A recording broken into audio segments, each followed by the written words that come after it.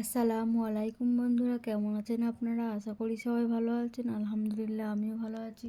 আবারও একটি নতুন ভিডিও নিয়ে আপনাদের সঙ্গে চলে এসেছি। মিজানুর রহমান আজহারী ওয়াজ। আপনারা যারা যারা মিজানুর রহমান আজহারী ওয়াজ শুনতে ভালোবাসেন তারা পুরো ভিডিওটা দেখে থাকবেন। আশা করি ভালো লাগবে। ভিডিওটি যদি ভালো লাগে একটি লাইক, কমেন্ট ও শেয়ার করবেন বন্ধুরা। চ্যানেলটি সাবস্ক্রাইব করে পাশে থাকবেন বন্ধুরা। ভালো থাকবেন। আলহামদুলিল্লাহ, আমরা সবাই ভালো আছি। আমাদেরকে ভালো রেখেছে কে? আমাদেরকে সুস্থ রাখে কে? আবার মাঝে মাঝে অসুস্থ বানিয়ে পরীক্ষা করে কে? এজন্য সব সময় প্রশংসা করতে হবে কার? সকালবেলা আওয়াজ করে বলেন, সকালবেলা, বিকেলবেলা, রাত্রিবেলা, খাওয়ার সময়, ঘুমানোর সময়, ভোট দেওয়ার সময়। যারা এই চমৎকার প্রোগ্রামের জন্য পারমিশন দিল, অ্যারেঞ্জ করলো, টাকা দিয়ে, বুদ্ধি দিয়ে, পরামর্শ দিয়ে যারা এই জান্নাতের বাগানকে সাফল্যমণ্ডিত করলো, আল্লাহ তাদের সবাইকে কবুল করুক। আল্লাহ তাআলা এই প্রোগ্রামটাকে আমাদের নাজাতের ওসিলা বানাক। বলছিলাম আমরা সব সময় প্রশংসা করব একজনের, তিনি কে? চাইবো একজনের কাছে, তিনি কে? নাকি খাজা বাবার কাছে যাবেন, মাজারে যাবেন, ল্যাংটা বাবা? বানসারামপুরে আছে নাকি এগুলা? এগুলা রাজধানী বানসারামপুর না? আল্লাহ হেফাজত করো। এগুলোর সাথে ইসলামের কোনো সম্পর্ক নাই। বিষ্ণু বলেছেন, ইযা ইসতাআনতা ফাসতাইন বিল্লাহ, ইযা সাআলতা ফাসআলিল্লাহ। যখন কিছু চাইতে মনে চায়, চাইবা কার কাছে? আল্লাহ। যখন সাহায্যের দরকার হয়, সাহায্য চাইবা কার কাছে? আল্লাহ। বিপদে পড়লে শেয়ার করবা কার কাছে? আল্লাহ। নাকি ফেসবুকে শেয়ার করবেন? ফেসবুকে শেয়ার করবেন না? আমরা বিপদে পড়লে সবার আগে ফেসবুকে শেয়ার। আসলে শেয়ার করা দরকার কার কাছে? আল্লাহ। কারণ তিনি অফুরন্ত ধনভাণ্ডারের মালিক, তার কোনো কমতি নাই, ঘাটতি নাই। হাদিসে কুদসিতে এসেছে, ইয়া ইবাদি লাউ আন্না আউওয়ালাকুম ওয়া আখিরাকুম ওয়া ইনসাকুম ওয়া জিন্নাকুম কামু আলা সাঈদিন ওয়াহিদ।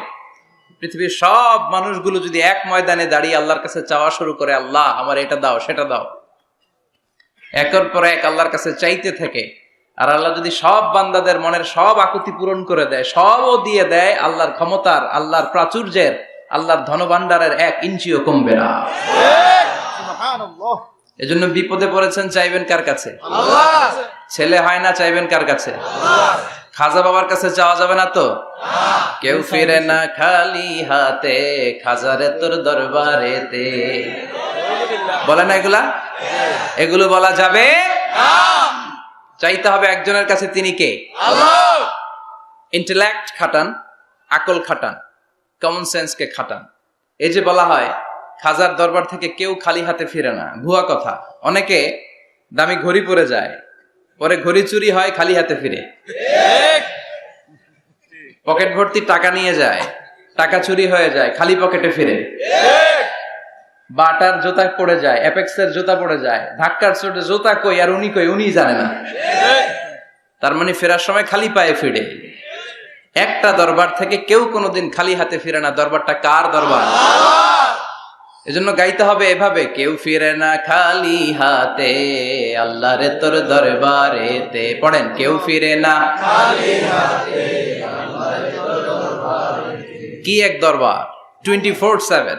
রাত্রিবেলা পৃথিবীর দরবারগুলো বন্ধ হয়, সুপার শপ বন্ধ হয়, শপিং মল বন্ধ হয়, আর রাত যত গভীর হয় আল্লাহর দরবারের দরজা আর তত খুলতে থাকে।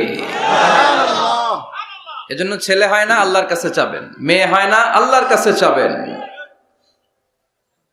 ব্যবসায় লাভ হয় না, আল্লাহর কাছে চাবেন। গণক বাবার কাছে যে চাইলে কোনো লাভ নাই। গণক বাবা আপনার ভাগ্যের কিছুই করতে পারবে না, ঠিক কিনা?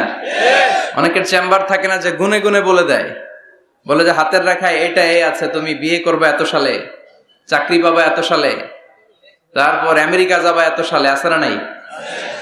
এগুলোর সাথে ইসলামের কোনো সম্পর্ক নাই। মনে রাখবেন, হাতের রেখাতে কোনো ভাগ্য থাকে না। থাকে? কারণ ভাগ্য তো তারও থাকে যার হাত থাকে না। হাত নাই, পা নাই, এরকম বিকলাঙ্গ সন্তান বানসারামপুরে আছে? আছে। তো যেই ছেলেটা হাত ছাড়া জন্মালো, ওর ভাগ্য আছে না? হাতে যদি ভাগ্য থাকে তো ওর ভাগ্য গেল কই? সুবহানাল্লাহ পড়ে। আল্লাহ প্রত্যেককে ইন্টেলেক্ট দিয়ে, কমন সেন্স দিয়ে পৃথিবীতে পাঠিয়েছে। আপনি আপনার কমন সেন্স দিয়ে যদি চিন্তা করেন, তাহলে আপনি বুঝতে পারবেন দেয়ার মালিক হচ্ছে শুধু একজন, তিনি কে? আল্লাহ। আমি আমারে যত বেশি ভালোবাসি, তার চাইতো আমারে বেশি ভালোবাসে কে? আল্লাহ। আপনার বাবা মা আপনার যত ভালোবাসে, তার চাইতো আপনারে বেশি ভালোবাসে কে? আল্লাহ। এজন্য বিপদে আপদে সব সময় আমরা তার কাছে চাইবো। আল্লাহ। তিনি ভালোবাসাকে 100 টুকরা করলেন। কয় টুকরা? 100। ভালোবাসাকে তৈরি করে 100 টুকরা করলেন। 99 টুকরা ভালোবাসা তিনি তার নিজের কাছে রেখে দিলেন, আর মাত্র 1 টুকরা ভালোবাসা পৃথিবীর সব মানুষের মধ্যে তিনি ঢেলে দিলেন। আমরা সবাই মিলে পেয়েছি 1 টুকরা ভালোবাসা। তারপরেও তো ভালোবাসার গানের কোনো শেষ নাই, ঠিক কিনা?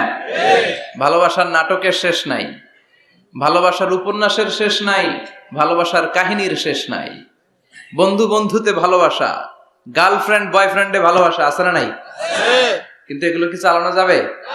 না। বিবাহ বহির্ভূত যত ভালোবাসা আছে সবগুলোকে হারাম করেছে কে? আল্লাহ।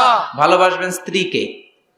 স্ত্রীর মুখে খাবার তুলে দিলে সদকা দেয় আর সওয়াব দেয় কে? আল্লাহ। স্ত্রীর হাতের সাথে হাত মিলালে 2 হাতের সগীরা গুনাহ মাফ করে দেয় কে? আল্লাহ। স্ত্রীর চেহারার দিকে তাকালে চোখের সগীরা গুনাহ মাফ করে কে? আল্লাহ। এজন্য তাকাবেন স্ত্রীর দিকে না বাবির দিকে, শালীর দিকে, কাজিনের দিকে তাকানো যাবে? লা তুতবি'ন নাযরাতান নাযরা। এক নজর ভুল করে কোন নারীর দিকে এট এ গ্ল্যান্সে পড়ে যেতেই পারে। আধুনিক ভাষায় পোলাপানরা এটারে বলে ক্রাশ। কি বলে? তার মানে প্রথম ক্রাশ এটা মাফ করে দিবে কে?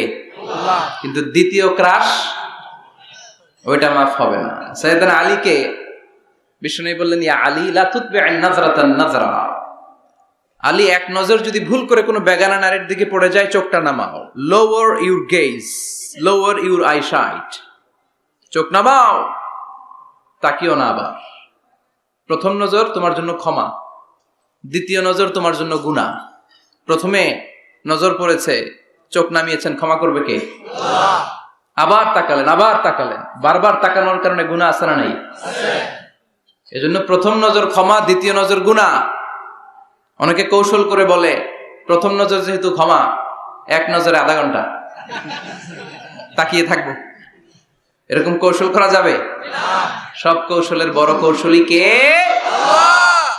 এজন্য ছেলে নাই, মেয়ে নাই, পাসপোর্ট দিয়ে রেখেছেন, ভিসা লাগে নাই, পরীক্ষার্থী, গোল্ডেন এ প্লাসের আশা রাখো, চাইতে হবে একজনের কাছে।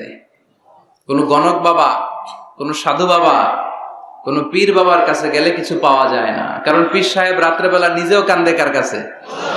ঠিক কিনা? এজন্য আমরা আল্লাহর কাছে চাইবো। আল্লাহ ভালোবাসাকে 100 টুকরা করে নিজের মধ্যে 99 টুকরা ভালোবাসা রেখে দিলেন, আর পৃথিবীর সবার মধ্যে 1 টুকরা ভালোবাসা ভাগ করে দিলেন।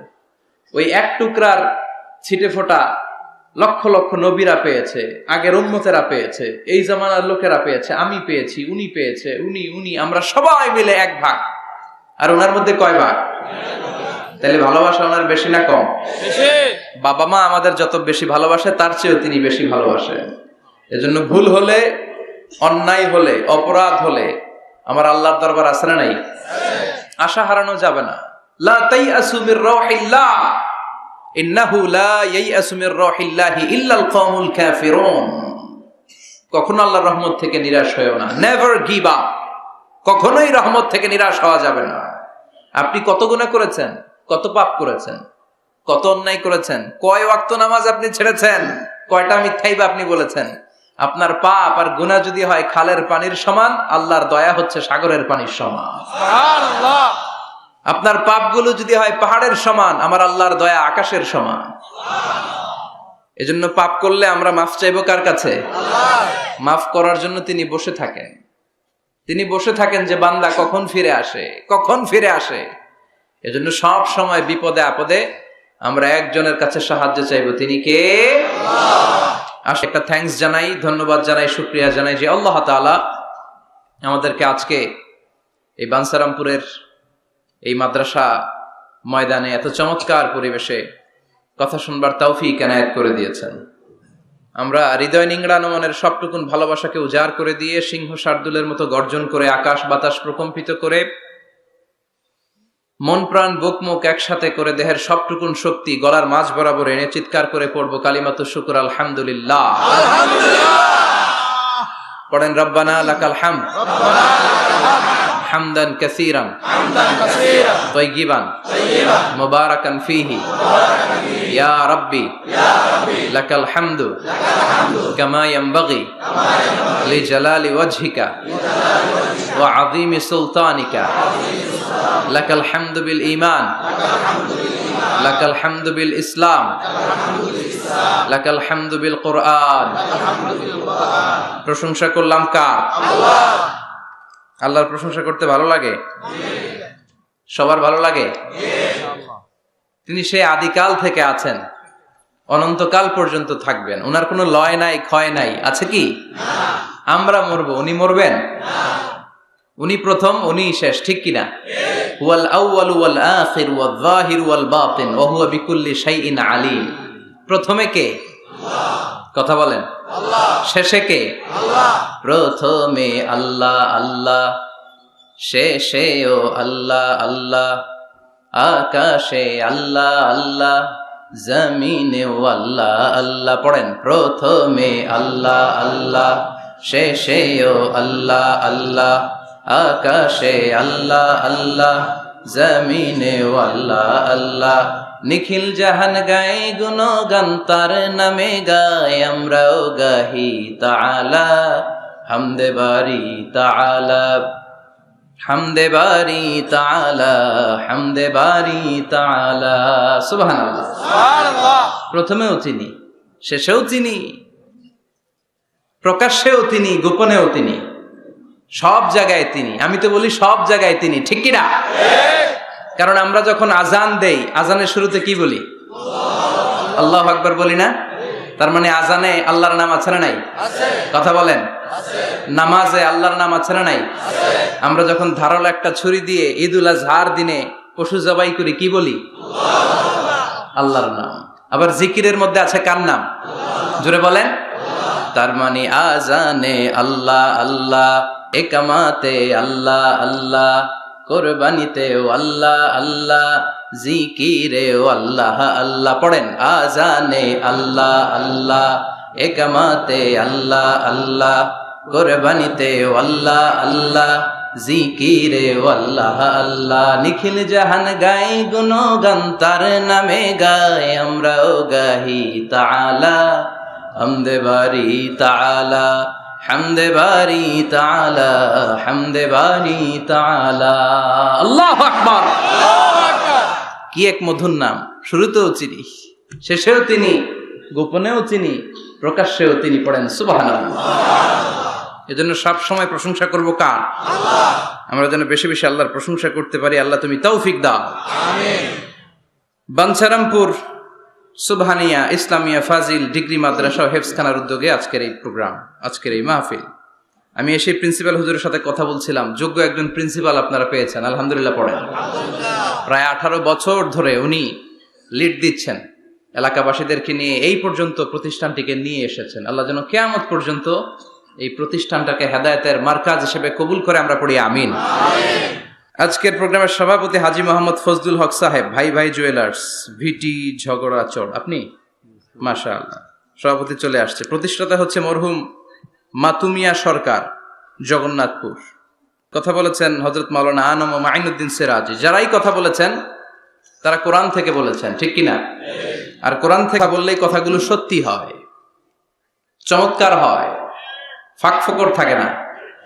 আর যদি উল্টা পাল্টা গল্প কিচ্ছা কাহিনী দিয়ে কথা বলা হয়, এটার মধ্যে ফাঁক ফোকর আছে না নাই? এজন্য তাফসির মাহফিলগুলো, এগুলো হচ্ছে আল্লাহর পক্ষ থেকে রহমত, মার্সি এন্ড ব্লেসিংস। এটা আল্লাহর রহমত।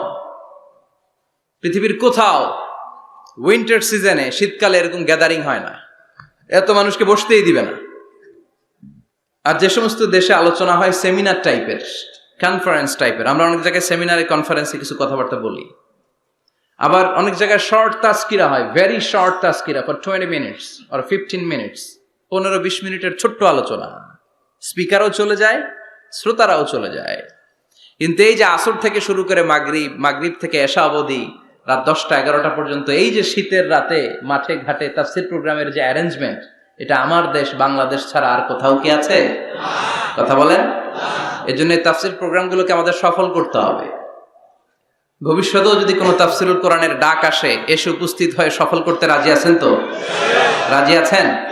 কারণ এখানে কোরআন থেকে কথা হয়। কোরআনের আওয়াজকে কেউ স্তব্ধ করে দিতে পারে না। এক জায়গায় তাফসির মাহফিল বন্ধ হলে আরো 10 জায়গায় সুযোগ আছে না নাই? কারণ আল্লাহর ওয়াদা যে আল্লাহ কোরআনের বাণীকে ছড়িয়ে দিবে। বিশ্বনবীকে আল্লাহ তাআলা পুরো পৃথিবীটাকে ছোট্ট করে কনসাইজ এন্ড প্রিসাইজ করে মিনিয়েচার করে বিশ্বনবীকে দেখিয়েছেন। মুহাম্মদ দেখো, this is Asia, this is America, this is Africa.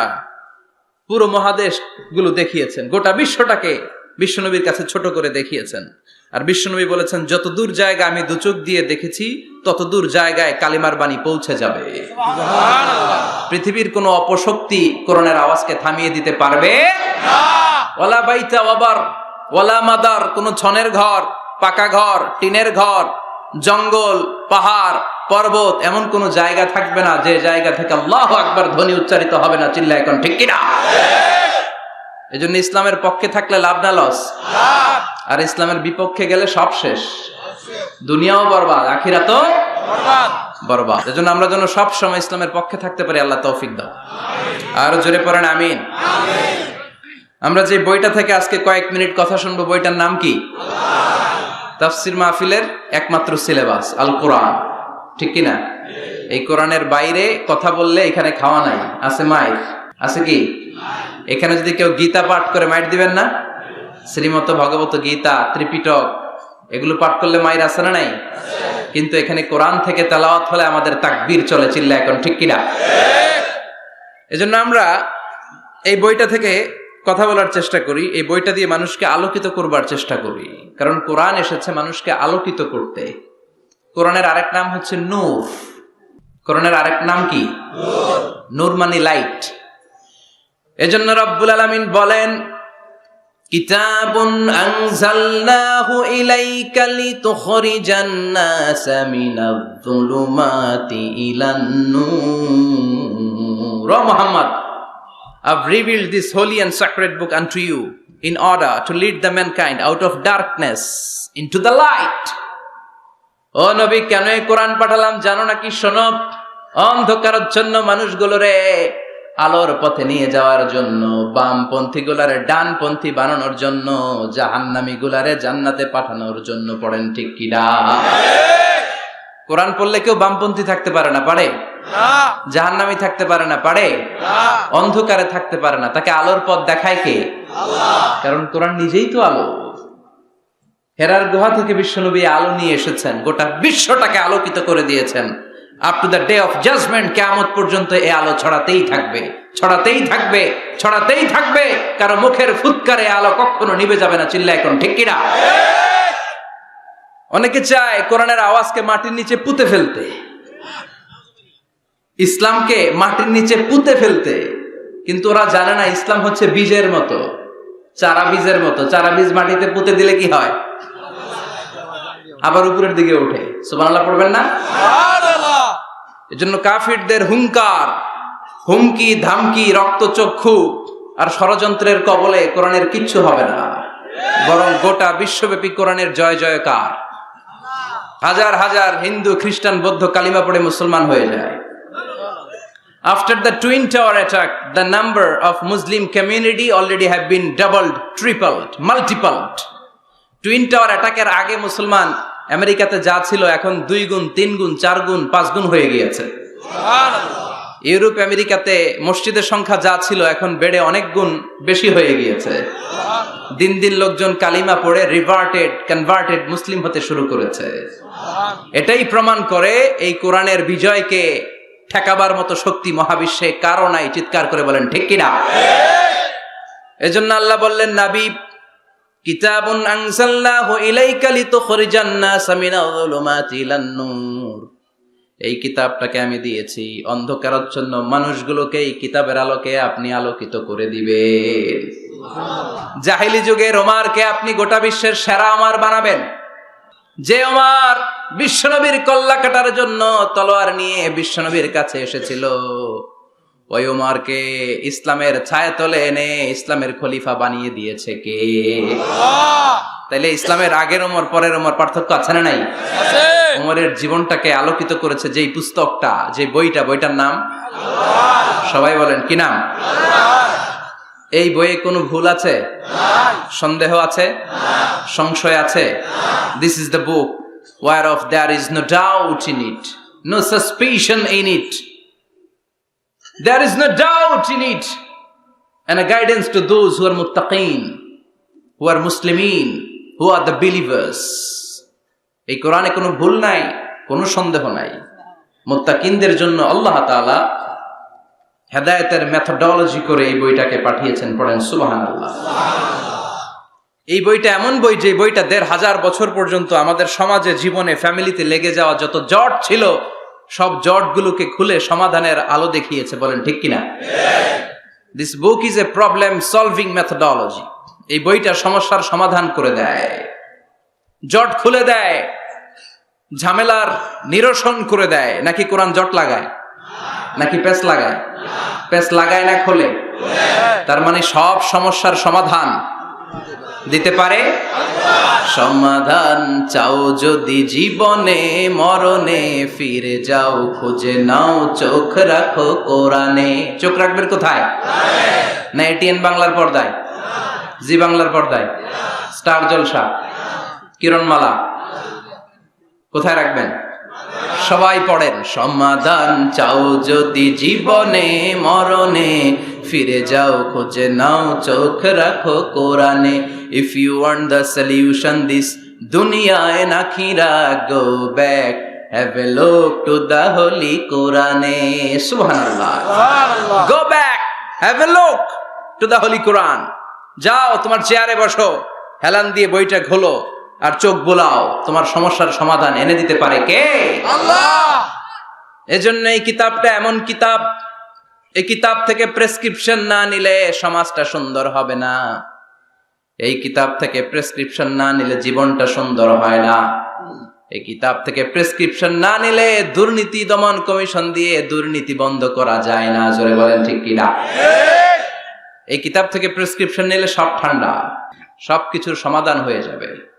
এজন্য জীবনে মরণে এই কিতাবটাকে সাথী বানাতে হবে। রাজি আছেন তো? নাকি শুধু তাফসির মাহফিলে বয়ান শুনে শেষ? কোরআন তেলাওয়াত করতে রাজি আছেন তো? Our duties to the holy and sacred book, holy Quran. আমাদের যে সমস্ত দায়িত্ব আছে এই কিতাবের প্রতি, তার প্রথম দায়িত্ব হচ্ছে recitation of this holy book. প্রতিদিন এই বইটাকে তেলাওয়াত করা, আবৃত্তি করা, সুন্দর কণ্ঠে আবৃত্তি করা। বিষ্ণু বলেছেন, মান লাম ইয়াতাগান্না বিল কোরআন ফালাইসা মিন্না। যে সুন্দর কণ্ঠে কোরআন তেলাওয়াত করে না, সে আমার উম্মত হতে পারে না। এজন্য কোরআন তেলাওয়াতের দরকার আছে না নাই? কোরআন তেলাওয়াত করেন তো? কিয়ামতের দিন কোরআন যদি আমাদের বিরুদ্ধে দাঁড়ায়, জান্নাতের দরজা খুলবে না আটকে যাবে? এজন্য প্রথমত প্রতিদিন আমরা কোরআনের তেলাওয়াত করব। রাজি আছেন? মনে থাকবে?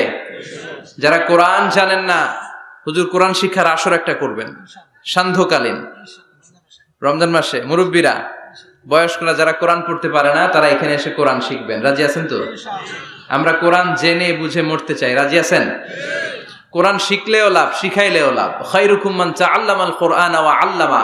The best person among you who reads Quran by himself and teaches it to others. সবচেয়ে সেরা আল্লাহর কাছে সে যে নিজেও কোরআন পড়ে, অন্যেরও পড়ায় দেয়। আপনি যদি কাউকে শুধু সূরাতুল ফাতিহাটা শিখিয়ে দেন, সে সারা জীবনের নামাজে যত সূরা ফাতিহা পড়বে তার সওয়াব তো তার থাকবেই, ওইটার একটা পার্সেন্টেজ সওয়াব আপনার আমলনামায় আছে না নাই? কি এক কিতাব, এক অক্ষর পড়লে 10টা নাকি। সুবহানাল্লাহ বাড়িতে যায় বললেন সুবহানাল্লাহ। এক আয়াত পড়লে জান্নাতের বিল্ডিং এক এক তলা করে লম্বা হতে থাকে। তেলাওয়াত নিজ কান দিয়ে ঠান্ডা মাথায় শুনলে আকাশ থেকে রহমতের ঝিরিঝিরি বারিধারা নামতে থাকে। অন্যকে শিখাইয়ে দিলে আল্লাহর কাছে শ্রেষ্ঠ লোকদের তালিকায় নাম চলে যায়। এজন্য কোরআনের সাথে অ্যাটাচমেন্ট উইথ দ্য হোলি কোরআন বাড়ানোর দরকার আছে না নাই? কোরআনের প্রতি আমাদের আরেকটা দায়িত্ব হচ্ছে টু মেমোরাইজ দ্য হোলি বুক কোরআন। কোরআনকে মুখস্থ করা। অনেকে মনে করে যারা হেফজখানায় পড়ছে এদেরই দায়িত্ব কোরআন মুখস্থ, এরাই করবে না। এটা আমাদের সবার দায়িত্ব, এটা গ্লোবাল দায়িত্ব, এটা পুরো উম্মার দায়িত্ব। আমরা যে যতটুকু পারি, যতগুলো সূরা পারি মুখস্থ করার চেষ্টা করব। রাজি আছেন? সবাই রাজি আছেন তো? কোরআনের প্রতি আমাদের সবচেয়ে বড় দায়িত্ব হচ্ছে মাতৃভাষায় আমাদের এই কোরআনকে বুঝতে হবে। ঠিক কিনা? আল্লাহ কি বলছেন, কি আমাদেরকে জানাতে চাইলেন, সব আল্লাহ বলে দিয়েছেন এই কোরআনে। নতুন করে আল্লাহ আকাশ থেকে কিছু আর পাঠাবে? সব সমাধান এই বইয়ের ভিতরে দিয়ে দিয়েছে। তো আল্লাহ কি সমাধান দিলেন, কি রোড ম্যাপ দিলেন, কি কর্মসূচি ঘোষণা করলেন, জানার দরকার আছে না নাই? এজন্য কোরআনের বঙ্গানুবাদ পড়বেন। বাংলা ভাষায় কোরআন পাওয়া যায়, মোবাইলে অ্যাপস পাওয়া যায়। সব জায়গায় আমরা বলি মোবাইলের অ্যাপসে বাংলা কোরআন রাখবেন, তাফসির রাখবেন। ইসলামিক লাইব্রেরিগুলো থেকে কোরআনের বঙ্গানুবাদ নিয়ে আসবেন। রমাদানে 7 খতম 8 খতমের কোনো দরকার নাই, একটা খতম দেন, আর বাকি সময়টা মাতৃভাষায় পড়েন। আল্লাহ কি বলতে চাইল? আল্লাহ কসমোলজির কথা, জিওলজির কথা, বায়োলজির কথা, এমব্রয়োলজির কথা, বুটানির কথা, হিউম্যান অ্যানাটমির কথা, এমন কোনো বিষয় নাই যে বিষয়ের ব্যাপারে আল্লাহ কোরআনে কোনো কথা বলে নাই। পড়েন সুবহানাল্লাহ। এজন্য মাতৃভাষায় কোরআন বুঝতে হবে। প্রতিদিন একটা করে আয়াত হলেও আমরা কোরআনের বাংলা অনুবাদ পড়ার চেষ্টা করব। রাজি আছেন? বানসারামপুরের ভাইরা সবাই রাজি? বাংলায় কোরআন পড়বো। কোন ভাষায়? সবাই রাজি তো? আওয়াজ করে পড়েন ইনশাআল্লাহ। আল্লাহ তুমি কবুল করো, আল্লাহ তুমি বরকত দাও। সম্মানিত ভাইয়েরা, আমি আপনাদের খেদমতে কোরআনের ছোট্ট একটা সূরা তেলাওয়াত করেছি। আসুন এই সূরার আলোকে কিছু কথা এই চমৎকার রজনীতে আমরা শুনবার চেষ্টা করি। এই সূরাটি মাক্কি সূরা, কোরআনের 102 নম্বর সূরা। সূরাটির নাম সূরাতুত তাকাসুর। সূরাটির নাম কি? আত-তাকাসুর। ছোট্ট সাইজের একটি সূরা, অনেকের মুখস্থ আছে না নাই? বিশ্বনবী একবার রাত্রিবেলা সাহাবাদেরকে বললেন, তোমাদের মধ্যে কে আছো রাতের বেলা 1000 কোরআনের আয়াত পরে বিছানায় ঘুমোতে যাবা? হাত তোলো। কেউ হাত তোলে না। ও মিয়া 1000 আয়াত কি বাড়ির কাছের কথা? কথা বলেন। বিশ্বনবী বললেন, কে আছো তোমাদের মধ্যে রাত্রিবেলায় বিছানায় ঘুমোতে যাওয়ার আগে 1000 কোরআনে কারীমের আয়াত তেলাওয়াত করে ঘুমাতে যাবা? দাঁড়াও। কোন সাহাবী দাঁড়ায় না। বিশ্বনবী ডানে তাকায়, বায়ে তাকায়, সামনে তাকায়, কেউ হাত তোলে না।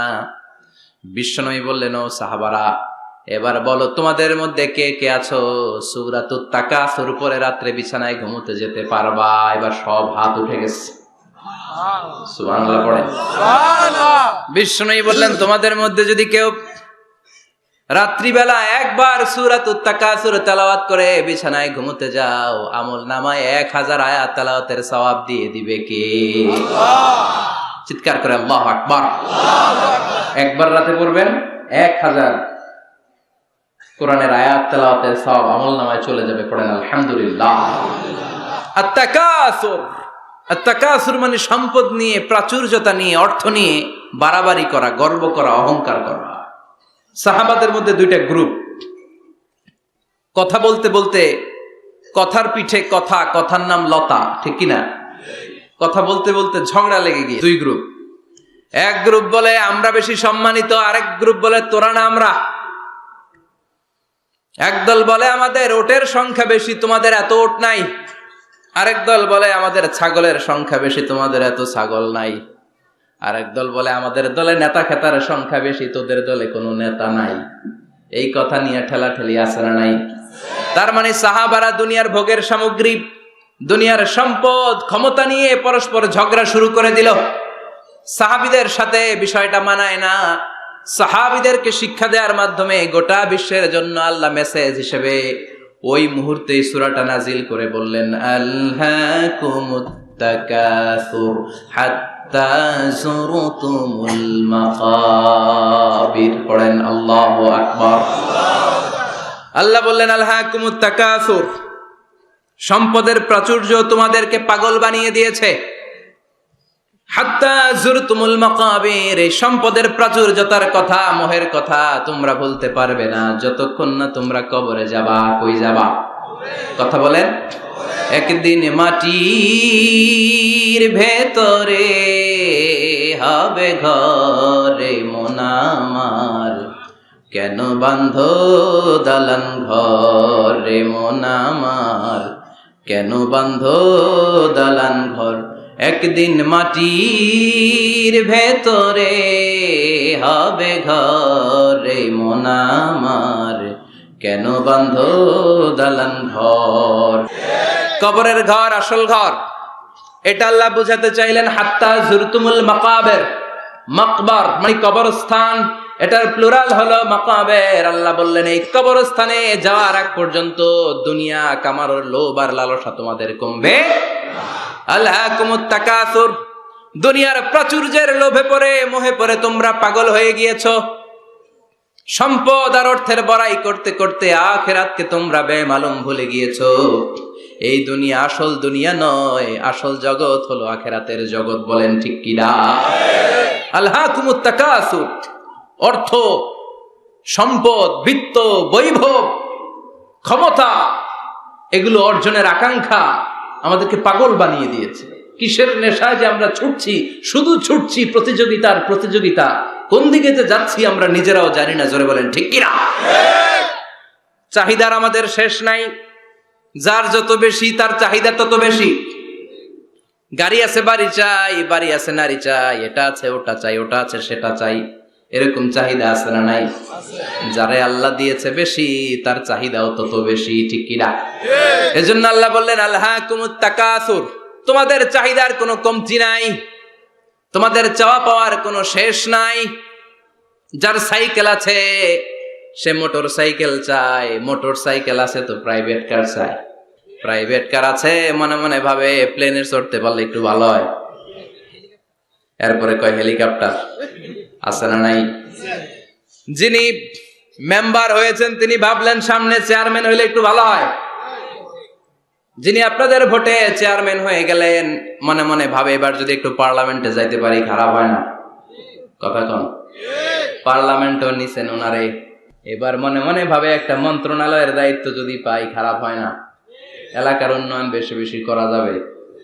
মন্ত্রীও হয়ে গেছে, এবার মনে মনে ভাবে আর আছে একটা, জোরে কন, ওইটার সুযোগ এই দেশে নাই, ওইটার সুযোগ এই দেশে নাই, হয় উনি নয় উনি। কথা কন, এই দুই ফ্যামিলির বাইরে আমাদের আর কোনো গতি নাই। তো গতি যেহেতু নাই, ওনারা ভালোভাবে চালাক, আমাদের কোনো কথা নাই। জোরে বলেন ঠিক কিনা?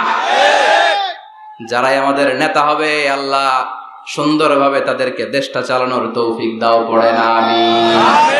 এজন্য আল্লাহ বললেন আলহাকুমুত তাকাসুর হাত্তা যুরতুমুল মাকাবির, দুনিয়ার লোভ লালসা প্রতিযোগিতা তোমাদেরকে পাগল বানিয়ে দিয়েছে।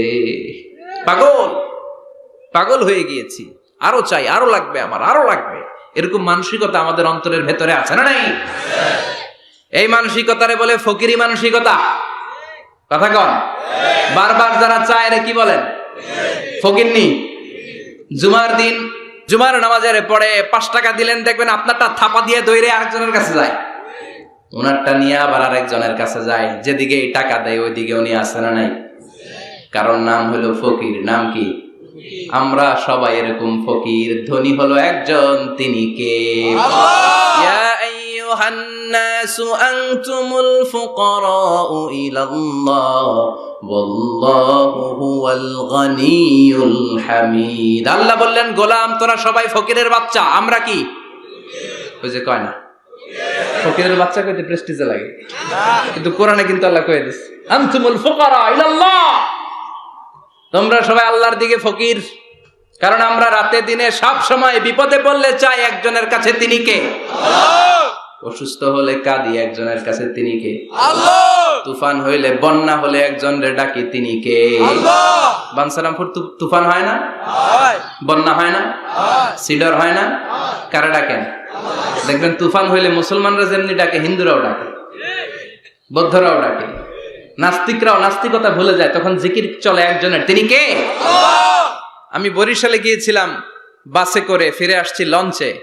এই একবার সাগরের ভেতরে, নদীর ভেতরে তুফানে পড়েছি। সেই দিন চিনতে পেরেছি আল্লাহ কারে কয়। কারণ আমি শহরে বড় হয়েছি, সাঁতার জানি, স্বাভাবিক সাঁতার, এদিকে ফালাইলে ওদিকে যাইতে পারবো, কিন্তু নদী কি সাঁতরে পারাইতে পারবো? কথা কন। প্রচন্ড তুফান, সদরঘাটে ভিড়তে আর 2 ঘন্টা বাকি। জাহাজ টলমল শুরু করেছে। এবার দেখলাম জাহাজের ভেতরে যত মহিলাগুলা আছে সব চিল্লায় আর ডাকে কারে? হিন্দুগুলাও ডাকে কারে? বৌদ্ধগুলাও ডাকে কারে? হঠাৎ করে তুফান থেমে যায়, আবার ধাক্কা মারে, আবার চিল্লান, আছে না নাই? সবার মুখে এক আওয়াজ, বাঁচাও। আমি বললাম, কে বাঁচাইবো? কই হুজুর আমনে, আমনে দোয়া কালাম পারেন, আমনে বাঁচান। আমি কইলাম, আমারে বাঁচাইবো কেডা? আল্লাহ ছাড়া বাঁচানোর কেউ নাই। এজন্য আল্লাহ বললেন, আল্লাহকুমুত তাকাসুরু হাত্তা যুরতুমুল মাকাবির। তোমরা সম্পদের লোভে, দুনিয়ার লোভে পাগলের মতো হয়ে গিয়েছো। ফকিরদের যেই স্বভাব, সেরকম স্বভাব তোমাদের মধ্যে ঢুকেছে, ঠিক কি না? আরো চাই, আরো লাগবে, আরো দাও, সব খামু, সব আমার। পেটটা এতটুকু, হ্যাঁ সব খাইব। পেট কদ্দুর, কিন্তু বলে কি সব খাবো। আনলিমিটেড ডিমান্ড, শেষ নাই। প্রতিযোগিতার পর প্রতিযোগিতা। উনার কত টাকা, আমার টাকা তার চেয়ে বেশি লাগবে। ওর বাড়ি কয়টা, আমার বাড়ি আর কয়েকটা বাড়ানো লাগবে। ওর বিল্ডিং যদি হয় 5 তলা, আমার লাগবে 6 তলা। কিন্তু উনি তাহাজ্জুদ পড়ে, আমারও তাহাজ্জুদ পড়া লাগবে। এই টেনশন আছে নাকি? কথা বলেন। ওনার বাড়ি 5 তলা, আমারটা লাগবে 8 তলা। বিষ্ণু বলেছেন, one of the minor sign before the day of judgement, people will start to compete to construct high rise buildings. কিয়ামতের আগে লোকজন বড় বড় বিল্ডিং বানানোর প্রতিযোগিতা শুরু করে দিবে। ওয়া আনতারাল হুফাতাল উরাতাল আলাতা রিয়া আশাইয়াতাতাওয়ালুনা ফিল বুনিয়ান। বিষ্ণু বললেন, তোমরা দেখবে এমন কিছু লোক সমাজের গরিব ছিল, পায়ে দেওয়ার মতো জুতা ছিল না, গায়ে দেওয়ার মতো জামা ছিল না, পেটে দেওয়ার মতো খাবার ছিল না, হু হু করে তারা বড় লোক হয়ে গিয়েছে। আর সমাজের এদিকে সেদিকে আনাচে কানাচে বিল্ডিং বানানোর প্রতিযোগিতা করতে শুরু করেছে। আছে না নাই? বানসারামপুরে মুরব্বী যারা আছেন একটু বলেন তো, আজ থেকে 20 বছর আগে এরকম এত বিল্ডিং, টাওয়ার, ফাউন্ডেশন ছিল? কুমিল্লা শহরে, চট্টগ্রামে, ঢাকায় আজ থেকে 20 বছর আগে এখন যেমনি টাওয়ার বানানোর প্রতিযোগিতা, এগুলো ছিল? কথা বলেন। তার মানে এগুলো কিয়ামতের আলামত। একটার পর একটা। একজন বানায় 100 তলা, আরেকজন বানায় 150 তলা, আরেকজন বলে না আমারটা বানাইতে হবে 200 তলা। আছে না নাই? জেদ্দাতে এবার হজে জেদ্দায় দেখলাম যে সবচেয়ে বড় টাওয়ারটা কাজ এখনো শেষ হয় নাই। 19 সালে খুব সম্ভব ওরা কমপ্লিট করতে পারবে। গত 5 বছর ধরে চালাইয়েই যাচ্ছে। কিংডম টাওয়ার 1000 মিটার উঁচু। হিসাব বুঝেন তো? 1000 মিটার মানে কয় কিলোমিটার? 1 কিলোমিটার। একটা বিল্ডিং যদি 1 কিলোমিটার উঁচা হয়, এটার সামনে যে তাকাতে পারবেন? টুপি পরে যাবে না পিছনে? কথা বলেন। 1 কিলোমিটার উঁচু, দি কিংডম টাওয়ার, সৌদি আরবের জেদ্দা নগরীতে অবস্থিত। আরেকটা আছে দুবাইতে, বুর্জ আল খলিফা, 818 মিটার উঁচু। কিংডম টাওয়ার হচ্ছে 170 তলা, আর বুর্জ আল খলিফা 163 তলা। কাবা ঘরের পাশে আরেকটা টাওয়ার আছে, জমজম টাওয়ার। এটার দিমাক্কা রয়্যাল ক্লক টাওয়ার বলে। হাজী সাহেবরা দেখে আসছেন না? বড় একটা ঘড়ির মনোগ্রামও আছে। এটা 120 তলা। কয় তলা? 120 তলা। চায়নাতে একটা আছে সাংহাই টাওয়ার। তাইওয়ানে একটা আছে দি টাইপেরাং 101, 101 তলা। আমি যেখানে পিএইচডি করি, বছরের বেশিরভাগ সময় থাকি, মালয়েশিয়াতে একটা আছে। আমরা শপিং করতে গেলে মাঝে মাঝে ওখানে যাই। 2 ভাইয়ের মতো দাঁড়ায় আছে, পেট্রোনাস টুইন টাওয়ার। স্থানীয়রা এটারে বলে KLCC। 41st 42nd ফ্লোরে একটা ব্রিজ আছে। এই টাওয়ার থেকে ওই টাওয়ারে যাওয়া যায়। ইয়াতাতাওয়ালুনা ফিল বুনিয়ান, বিল্ডিং বানানোর প্রতিযোগিতা। অমিয়া কিয়ামতের দিন ইসরাফিলের সিঙ্গার ফুৎকারে, ইদা জুলজিলাতিল আরদু জিলজালাহা, একটা ভূমিকম্প যে তৈরি হবে, গোটা বিশ্বে যে একটা ভূকম্পন হবে, ওই ভূকম্পনের চোটে একটা টাওয়ারও টিকে থাকবে নাকি? থাকবে। এজন্য আল্লাহ বললেন, আল্লাহকুমুত তাকাসুরু হাত্তা যুরতুমুল মাকাবির। দুনিয়ার সম্পদ, লোভ, লালসা, এই সম্পদের প্রতি আকাঙ্ক্ষা তোমাদেরকে গাফেল বানিয়ে দিয়েছে। এই গাফলতি তোমাদের কমবে না, থামবে না। হাত্তা যুরতুমুল মাকাবির, যতদিন না কবরে যাও। কবরে না যাওয়া পর্যন্ত এই খাই খাই নাই নাই এই মানসিকতা তোমাদের থেকে কশিন কালেও যাবে না। চিৎকার করে বলেন, কথাটা কার? আল্লাহর। এজন্য আল্লাহ বললেন, সম্পদ তোমাদেরকে পাগল বানিয়ে রেখেছে। সম্পদের পাহাড় মানুষ গড়তে চায়। আরব বিশ্বের ধনকুবেরদের সম্পদের তালিকা দেখলে আপনি অবাক হবেন। প্রিন্স ওয়ালিদ বিন তালাল, বর্তমান যেটা আছে এমবিএস বলে ওরে সংক্ষেপে, এমবিএস, মোহাম্মদ বিন সালমান, সম্পদের কোনো অভাব নাই। ওয়ালিদ বিন তালাল আরেক ধনকুবের, আগের বাদশাহ আব্দুল্লাহর ভাগিনা। তার একটা প্লেন আছে, পার্সোনাল জেট প্লেন। এই প্লেনটার 70% মেড অফ গোল্ড, 70% স্বর্ণ দিয়ে বানানো। Can you imagine? কল্পনা করতে পারেন? গত 2 বছর আগে আমি ব্রুনাই গিয়েছিলাম একটা প্রোগ্রামে।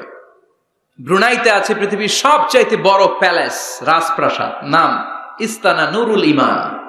প্রায় 2000 কক্ষ আছে ওই রাজপ্রাসাদের ভেতর। এটার মালিক হচ্ছে ব্রুনাইয়ের বাদশাহ সুলতান হাসান আল বালখিয়া। গ্র্যান্ড হায়াত নামে একটা হোটেল আছে, ওইটার মালিক। ওনার সংগ্রহে 500টা রোলস রয়েস গাড়ি আছে। কয়টা? এক একটা গাড়ির দাম কমসে কম 10 কোটি টাকা। আচ্ছা, একজন মানুষের পুরো ফ্যামিলি নিয়ে চলতে ফিরতে মজমাস্তি করতেও কয়টা গাড়ি লাগে? হ্যাঁ, একটা গাড়ি, 2টা গাড়ি, সর্বোচ্চ 3টা গাড়ি, ঠিক কিনা? সে তার সংগ্রহে 500 রোলস রয়েস গাড়ি রেখেছে। আর Lamborghini, Ferrari, Porsche, Maybach, Bugatti, Range Rover, Volkswagen, BMW, Mini Cooper, Mercedes Benz, এই ব্র্যান্ডের গাড়ির কোনো অভাব নাই। আরো লাগবে তার, আরো লাগবে। কোথায়? রেঞ্জ রোভার বেরিয়েছে নতুন নিউ ব্র্যান্ডের, বিএমডব্লিউ 9 সিরিজ কোথায়? আরো গাড়ি লাগবে। এরকম মানসিকতা আজও আরবের ধনকুবেরদের মধ্যে আছে না নাই? এজন্য আল্লাহ বললেন, খবরদার, সম্পদ তোমাদেরকে পাগল বানিয়ে দিয়েছে। আলহাকুমুত তাকাসুর, এই সম্পদের মায়া কোনোদিন তোমাদের কমবে না। হাত্তা যুরতুমুল মাকাবির, যতদিন না তোমরা কবরের ভেতরে ঢুকবা। ইসলাম সম্পদ উপার্জন করতে বাধা দেয় না, তবে সেটা হতে হবে হালাল পন্থায়, ঠিক কিনা? কারণ হালালে বরকত দিয়েছে কে? হারামে কোনো বরকত আছে? আচ্ছা বলেন তো, গরু খাওয়া হালাল না হারাম? কুকুরের গোশত খাওয়া হারাম। বাংলাদেশে কি বেশি বেশি গরু জবাই হয় না কুকুর? গরু। গরু বছরে বাচ্চা দেয় কয়টা? একটা। কুকুর বাচ্চা দেয় কয়টা? 6টা, 7টা, অনেকগুলো। তারপরেও বাংলার জমিনে গরু বেশি না কুকুর বেশি? সুবহানাল্লাহ পড়বেন না? গরু খাইলামও বেশি, গরু জবাই করলামও বেশি, আবার গরু বাচ্চাও দিল কম। কুকুর খাইলাম না, কুকুর জবাইও করলাম না, কুকুর বাচ্চা দিল অনেক, কিন্তু কুকুর কম, গরু বেশি। কারণ গরু খাওয়া হালাল, আর হালালে বরকত ঢুকিয়ে দিয়েছে কে? আল্লাহ।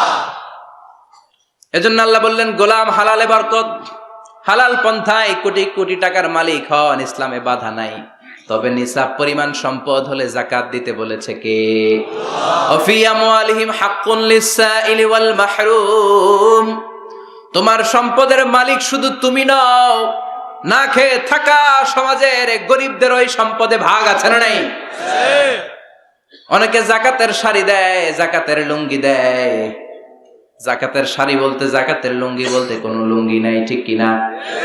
যাকাত হচ্ছে এমন পরিমাণে সম্পদ আপনি একজনকে দিয়ে দিবেন, ওই সম্পদ পেয়ে জীবনে আর কোনো দিন যেন তার আরেক জায়গায় যাকাতের টাকা নিতে হাত পাতা না লাগে। কিন্তু যাকাতের শাড়ি দেয়, আছে না নাই? পত্রিকায় বিজ্ঞপ্তি দেয়, আবার ওই শাড়ি আনতে যায় পদপৃষ্ট হয়ে লোকজন মারা যায়। এরকম টাকা আছে না নাই? এজন্য আল্লাহ বললেন, খবরদার, সম্পদ উপার্জন করো, কিন্তু নিসাব পরিমাণ সম্পদের মালিক হলে যাকাত দিবা। ওয়াল্লাযীনা ইয়াকনিজুনা الذهب والفضة ولا ينفقونها في سبيل الله فبشرهم بعذاب أليم। যারা সম্পদের মালিক হয় কিন্তু আমার রাস্তায় যাকাত দেয় না, ও নবী, তাদেরকে আপনি কঠিন আযাবের সুসংবাদ দেন। পড়েন নাউযুবিল্লাহ। ও মিয়া, আযাবের কি সুসংবাদ হয় না দুঃসংবাদ? কিন্তু আল্লাহ সুসংবাদ বললেন কেন? কারণ আযাবটা বড় করা হবে। যাকাত যারা দেয় না, ব্যাংক ব্যালেন্স করে, এফডিআর করে, সঞ্চয়পত্র কিনে রাখে, ফ্ল্যাটের পর ফ্ল্যাট কিনে রাখে, জমির পর জমি কিনে রাখে, যাকাত দেয় না, ওদের শাস্তি হবে ভয়ঙ্কর। শাস্তির তীব্রতা বোঝানোর জন্য আল্লাহ বললেন সুসংবাদ। ছেলে পরীক্ষায় ফেল করেছে, গণিত পরীক্ষায়, মা বলে, ফেল করছস, তোর বাপে আসুক, এমন মাইট দিবে, মাইট খাইয়া মজা টের পাবি। ও মিয়া, মাইট দিলে কি মজা লাগে না ব্যথা লাগে? কথা কন তো। মা তো কয় মজা পাবি, মজা টের পাবি। তার মানে মাইটটা খুব কড়া মাইর হবে, কড়া। আল্লাহ বললেন কারুনের দিকে তাকা, যারা সম্পদের যাকাত দিস না কারুনের দিকে তাকা। সাইয়েদনা মুসা আলাইহিস সালামের চাচাতো ভাই মুসা আলাইহিস সালাম বললেন কারুন যাকাত দাও। কয় কেন দিমু? কারণ আল্লাহ তোমারে সম্পদ দিয়েছে। কারণ বলে কোন আল্লাহ টাল্লাহ আমারে সম্পদ দেয় নাই। ইন্নামা উতিতুহু আলা ইলমিন ইনদি, আমার বুদ্ধি খাটিয়ে সম্পদের মালিক আমি হয়েছি। নাউযুবিল্লাহ। আমার ব্রেন খাটাইছি মিয়া, বুদ্ধি খাটাইছি, মাথার গাম পায়ে ফেলে আমি সম্পদ কামাইছি, কোন যাকাত টাকাত দেব না। সাইয়েদনা মুসা আলাইহিস সালাম বললেন দাওয়াত দেওয়ার দায়িত্ব আমার, দাওয়াত দিলাম, যাকাত দাও, না হলে কঠিন আযাব তোমার উপর চেপে বসবে। কারণ বলে পারলে তুমি শাস্তি নিয়ে আসো। সাইয়েদনা মুসা আলাইহিস সালাম আল্লাহরে বললেন আল্লাহ অনেক আমি দাওয়াত দিলাম, গরিব দুঃখীদের মাঝে যাকাত দেন, আপনি শাস্তি পাঠান। রব্বুল আলামিন বললেন কিছুক্ষণের মধ্যে পুরো জমিনটা কারণ তার সম্পদ সহ সব কিছুকে মাটিতে দাবিয়ে দিবে। ফাখাসাফনা বিহি ওয়া বিদারিহিল আরদ, হঠাৎ করে পুরো জমিন কারণের সম্পদ সহ মাটিতে টান দিতে লাগলো। আমি জায়গাটা নিজে দেখে এসেছি। আমি মিশরে পড়াশোনা করেছি, তো মিশরের কায়রোতে ছিলাম। কায়রো থেকে প্রায় 100 মাইল দূর হবে একটা শহর আছে ফাইউম। এই ফাইউম শহরে বহাইরা কারুন, কারুনের সব সম্পদ সহ বাড়িঘর সহ জমিন যেখানে দাবিয়ে তাকে জমিনের ভেতরে গর্ভস্থ মাটির ভেতরে ঢুকিয়ে ফেলেছে, ওই জায়গাটা আজও ঠিক ওই রকম আছে। ওখানে একটা লেক হয়ে গিয়েছে, হ্রদ। মিশরীরা এখন মাছ ধরে। জমিন তাকে ভিতরে টানতে লাগলো, হাঁটু পর্যন্ত টেনে ফেলার পরে সে বলে আমি উঠে যাব। কোমর পর্যন্ত মাটির ভেতরে গেড়ে গেল, সে বলল আমি বেঁচে যাব।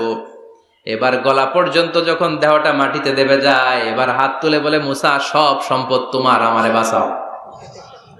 এমন ভালো মানুষ, সোজা আঙ্গুলে কি সব সময় ওঠে না। ও মুসা সম্পদ নাও, আমারে বাঁচাও, বাঁচতে চাই।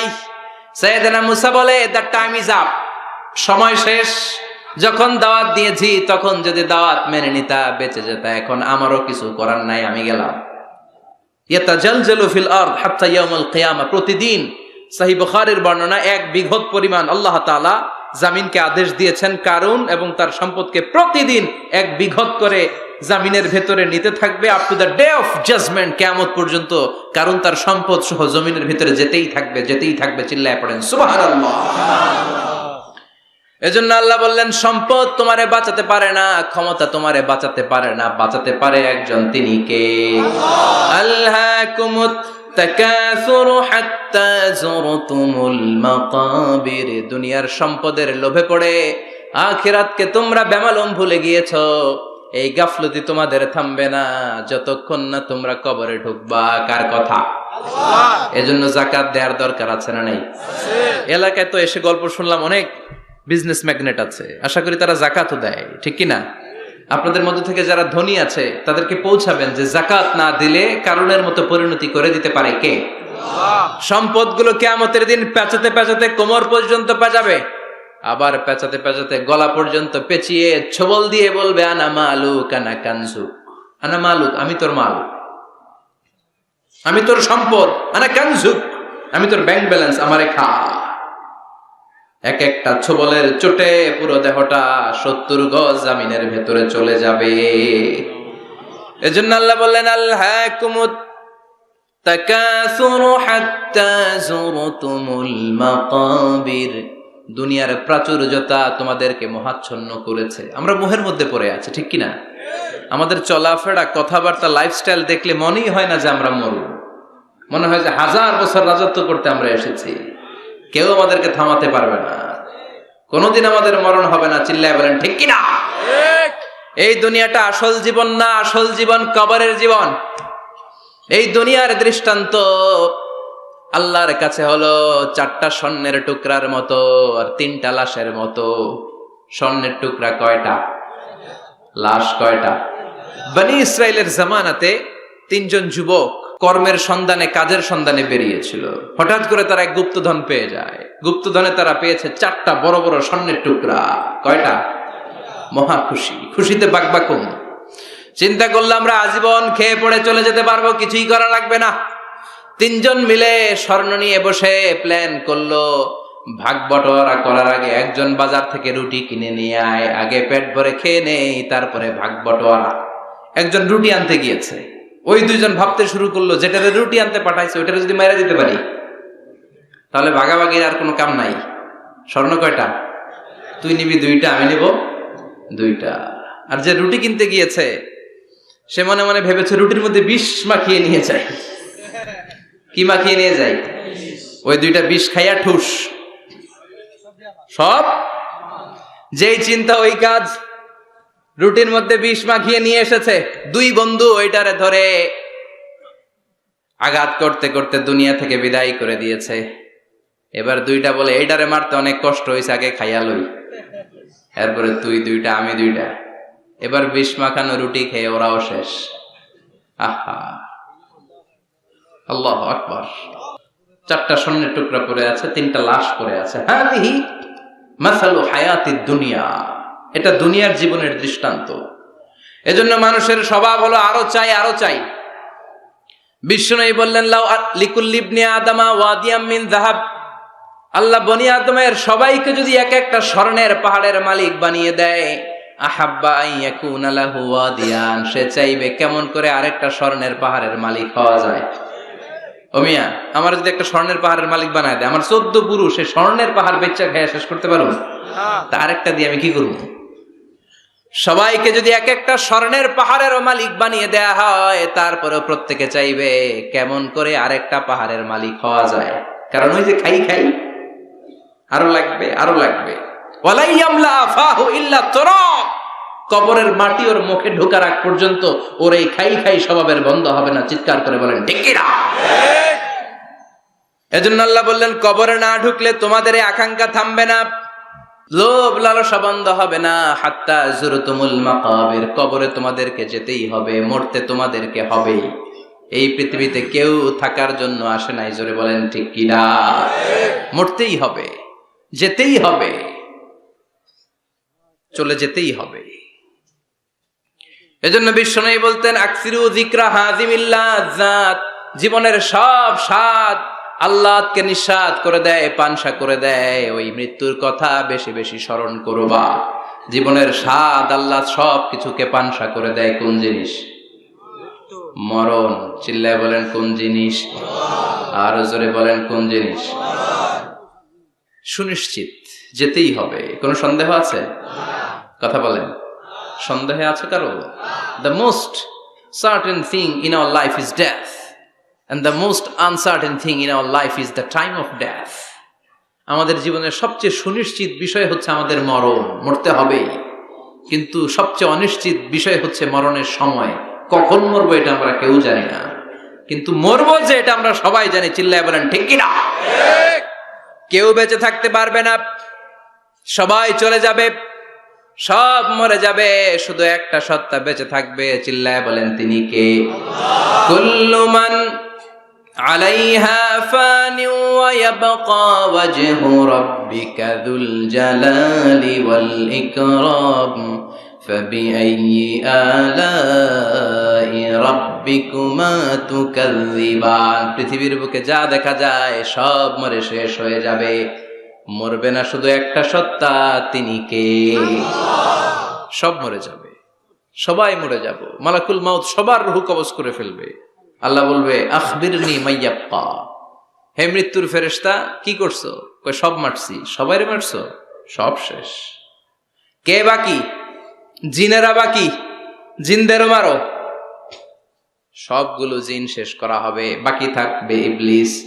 আল্লাহ বলবেন সবাইকে যেই কষ্ট দিয়ে ইন্তেকাল করিয়েছ, সবগুলো কষ্ট একত্রিত করে ইবলিসটারে তুমি মারো। সবচেয়ে কষ্ট দিয়ে নির্মম ভাবে ইবলিসকেও শেষ করা হবে। আল্লাহ বলবেন আখবিরনি মাইয়াবকা, ও মালাকুল মাউত এবার বলো আর কে বেঁচে আছে? মালাকুল মাউত বলবে আল্লাহ কেউ নাই, কেউ নাই, সব শেষ। মানুষ শেষ, প্রাণীগুলো শেষ, পাখিগুলো শেষ, সাগরের মাছগুলো শেষ, আপনার কথা মতো জিনগুলাও। এবার আছে শুধু ফেরেশতারা। কারা? কথা বলেন। আল্লাহ বলবেন ফেরেশতাদেরও মারো। শুরু হবে ফেরেশতা নিধন। একের পর এক সব ফেরেশতার রূহ কবজ করা হবে। এবার আল্লাহ বলবে আখবিরনি ইয়া মালাকাল মাউতি মাইয়া বাকা, ও মালাকুল মাউত আর কে কে বেঁচে আছে আমার একটু বলো। মালাকুল মাউত বলবো সব শেষ, সব ফেরেশতাগুলোরও মেরে ফেলেছি, শুধু 4 জন আছে, জিব্রাইল, ইসরাফিল, মিকাইল, আর আমি আপনার হুকুমের গোলাম আজরাইল। আল্লাহ বলবে ইসরাফিলের রূহ কবজ করো। ইসরাফিলের রূহ কবজ হয়ে যাবে। মিকাইলের রূহ কবজ করো, মিকাইলের রূহ কবজ হয়ে যাবে। ইসরাফিলের রূহ কবজ করো, কবজ হয়ে যাবে। আল্লাহ বলবে আখবিরনি মাইয়াবকা, মালাকুল মউত এবার বলো কে বেঁচে আছে। মালাকুল মউত বলবে কেউ নাই। আল্লাহ বলবে আসলেই কেউ নাই। মালাকুল মউত বলবে আছে। কে আছে? শুধু আমি আছি। ডানে বায়ে সামনে পেছনে আল্লাহ কেউ নাই, সব শেষ, শুধু আমি আছি। আল্লাহ বলবেন এবার তুই মর, মুত ইয়া মালাকাল মাউত, হে মৃত্যুর ফেরেশতা এবার তুই মর। মালাকুল মাউত হিসাব আর মিলাতে পারবে না, হিসাবটা তখন উল্টে যাবে। মালাকুল মাউত বলবে এটা আবার কেমন কথা, আমি মরুম কেন? আমি না মারছি, আমি না মারছি, আমি মেরে সাবার করেছি সব, আমি কেন মরব? আল্লাহ বলবেন মালাকুল মাউত এটাই তো বিধান, কুল্লু নাফসিন যায়িকাতুল মাউত, দুনিয়ার প্রত্যেককেই মৃত্যুর স্বাদ নিতে হবে রে মালাকুল মাউত। যদিও তুমি মেরেছ, সবাইকে তুমি মেরেছ, এখন তোমার মরণের পালা, এবার তুমি মরো, কারণ তোমাকেও মরতে হবে, তোমাকেও মরতে হবে। এই কথা শুনে মালাকুল মাউতের গায়ে জ্বর এসে যাবে, খিচুনি এসে যাবে, কাঁপুনি ছুটে যাবে, কাঁপতে থাকবে মালাকুল মাউত। কি ভয়ঙ্কর দৃশ্যের না জানি অবতারণা হবে সে সময়। কাঁপতে থাকবে মালাকুল মাউত। আল্লাহ বলবেন কেঁপে লাভ নাই, ভয় পেয়ে লাভ নাই, জান্নাত জাহান্নামের মাঝ বরাবর একটা জায়গা আছে, ওই জায়গায় যেয়ে দাঁড়াও। মালাকুল মাউত ওই জায়গার মাঝখানে যেয়ে দাঁড়াবে আর কাঁপবে। আল্লাহ চিৎকার দিয়ে বলবেন মুত ইয়া মালাকাল মাউত, মুত, মরে যা, মরে যা। বলার সাথে সাথে মালাকুল মাউত জান্নাত এবং জাহান্নামের মাঝখানে বিকট একটা চিৎকার দিয়ে মরে লাশ হয়ে যাবে।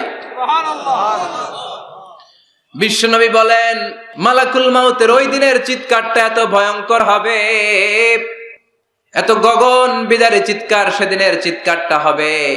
দুনিয়ার মানুষগুলো যদি তখনও দুনিয়ায় বেঁচে থাকতো, কিয়ামত হওয়ার জন্য আলাদা করে ইসরাফিলের সিংহায় ফুৎকার দেওয়ার আর দরকার হতো না। মালাকুল মাউতের এই চিৎকার শুনে কানের পর্দা ফেটে দুনিয়ার সব মানুষগুলো তখনই মরে যেত। ভয়ঙ্কর চিৎকার হবে। মালাকুল মাউত শেষ, এবার সামনে পেছনে ডানে বায়ে উপরে নিচে কেউ নাই, একজন ছাড়া, তিনি কে? আল্লাহ সেদিন হুঙ্কার দিবেন। আল্লাহ বলবেন পৃথিবীর বড় বড় প্রধানমন্ত্রীরা কোথায়, প্রেসিডেন্টরা কোথায়, আইনাল মুলুক, যারা ক্ষমতার দাপট দেখিয়েছে তারা আজকে কোথায়? আইনাল বিহার, সাগরগুলো কোথায়? আইনাল আনহার, নদীগুলো কোথায়? নীল নদ, মিসিসিপি, মিসৌরি নদ, গঙ্গা নদ, এই নদীগুলো কোথায়? নদগুলো কোথায়? আইনাল আশজার, বড় বড় বট গাছগুলো কোথায়? আইনাল জাবাবেরা, আইনাল মুলুক, অত্যাচারের স্টিম রোলার যারা আমার মুমিন বান্দাদের উপর চালিয়েছে, ওই বেয়াদব গাদ্দার মুনাফিক গুলো কোথায়? ডানে বায়ে কেউ নাই, আল্লাহ একাই হুঙ্কার দিবেন। হুঙ্কার ছেড়ে তিনি বলবেন লিমানিল মুলকুল ইয়াউম, লিমানিল মুলকুল ইয়াউম, who belongs the kingdom today, আজকে ক্ষমতা কার? চিৎকার করে বলেন আজকে ক্ষমতা কার?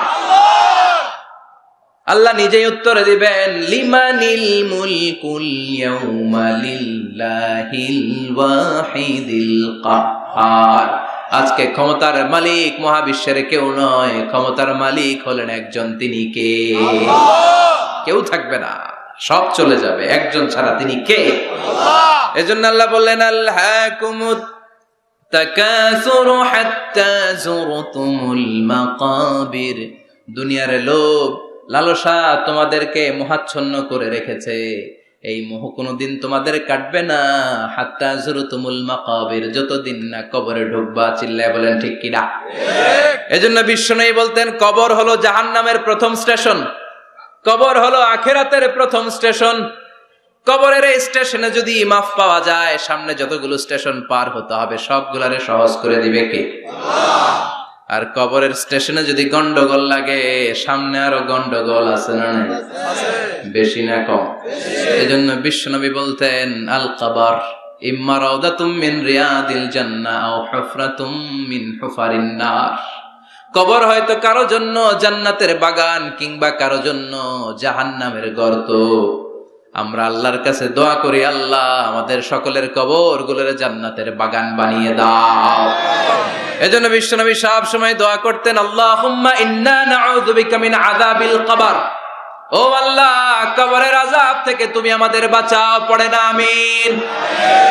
বিশ্বনবী বলতেন, আমি দেখেছি কবরের মধ্যে তোমাদেরকে প্রশ্ন করা হবে, কবরে তোমাদের পরীক্ষা নেওয়া হবে। পুরো দুনিয়াটাই যেমনি পরীক্ষা, আখিরাতের প্রথম স্টেশন কবরেও পরীক্ষা আছে না নাই? প্রশ্ন আছে না নাই? কয়টা? জোরে বলেন। মুমিনদের জন্য 4টা, কাফিরদের জন্য 3টা। ভালো করে জানেন, চিল্লায় বলেন মুমিনদের জন্য কয়টা, কাফিরদের কয়টা? প্রশ্নপত্র ফাঁস করে দিছে কে? কথা কন। এরপরও যদি ফেল করি, দোষ কার? দোষ আমাদের, আমাদের দোষ। কবর দেওয়ার পরে 40 কদম যখন আত্মীয়রা চলে যায়, 2জন ফেরেশতা আসবে, বসাবে। এই ঘটনাটা আমারও ঘটবে, আপনারও ঘটবে, বিশ্বাস হয়? প্রস্তুত আছেন তো? বসিয়ে দেয়া হবে। মুমিন বান্দাকে প্রথম প্রশ্ন করবে, আমার রব্বুক, তোর রবের নাম কি?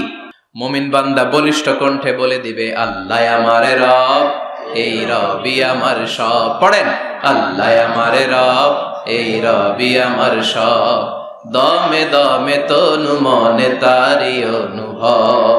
তোমার দুনিয়াতে আমি যেদিকে তাকাই, অথই নেয়ামাতে ডুবে আছি সবাই।